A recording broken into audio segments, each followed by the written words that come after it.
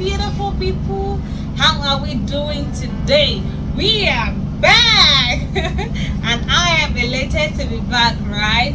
Okay, so in today's episode of Let's Learn Together, I want to share some things with us.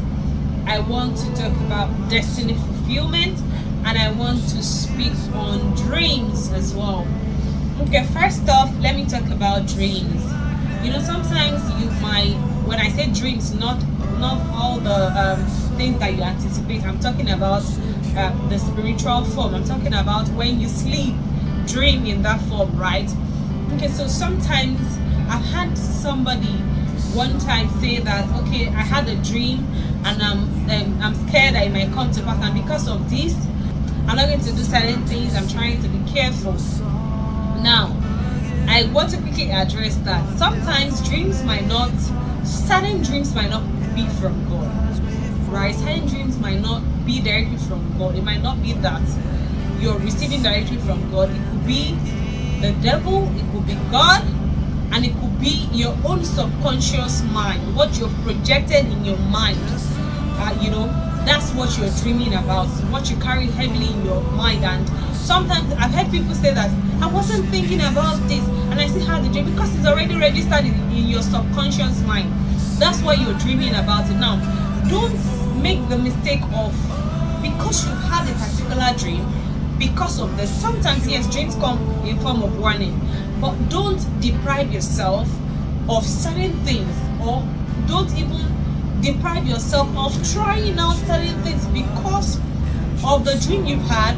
Don't focus too much on the negative part of the dream alone. I say something to people: when you have a dream that seems as though or that comes in form of a warning, pray to God and confirm that this dream is from God. If you're uncertain that it's from God, don't deprive yourself of certain benefits that might actually come from the dream. I, for one, am a living testimony. I had a dream and I was worried, and at that time I was very worried, and I soaked myself in that dream so much so that the things I was supposed to do, I couldn't do them. And I was trying, in a way, I was trying not to allow the dream come to pass, but eventually it came to pass. Now I said, yes, definitely the dream was from God. No. Let me tell you the mistake I made. I started acting in accordance to that dream. I started acting because of what I have seen, and that singular act made the dream come to pass. Now, should I decide to just ignore the dream at that particular point in time and not act according to the dream, or act because of what I had seen? Then I would say that there's every possibility that the dream might not come to pass. Now, what I'm just here to tell us is, if you're uncertain and this dream is from God, and you know that you've carried something heavily in your heart and you're dreaming about it, sometimes it doesn't necessarily mean that dream is from God, right? That's one. I want you to note that one point.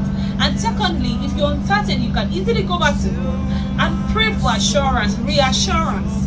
It might even send somebody to you. Somebody might just call you and say that I had so dream. That way, you will know that this dream is definitely from God. It's not just what you're thinking, right? And sometimes when you think about something so much, you dream about it. Meanwhile, it's what you've already projected in your subconscious mind that you're dreaming about. Sometimes you would even say that I'm not supposed to dream about it. After all, I wasn't thinking about it when I slept. Be very mindful. Be very, very careful.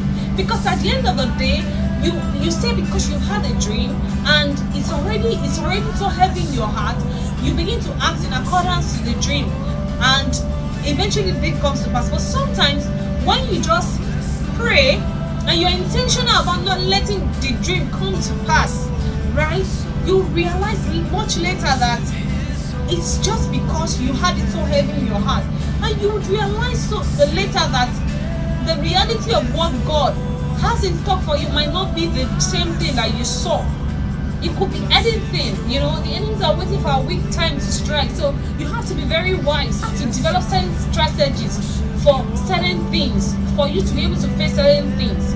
So please, anytime you have a dream that you're uncertain about, and you know for a fact that you've had something heavily in your heart, try as much as possible to focus on the bright side of the dream, the positive side. Okay, In as much as your heart is telling you what if this, what if that, also think of what if it's not this, what if it is that positively, right? So that's that about dreams. Then when it comes to destiny fulfillment, it's a very broad and huge topic, but I will try as much as possible to cut it short. When it comes to destiny fulfillment, there are two things that I want you to note.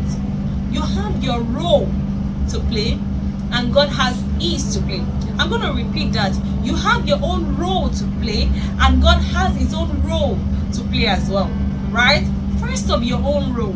Don't say that because it has been predestinated, it has to come to pass. Don't forget that, yes, it has been predestinated, but it can also be delayed.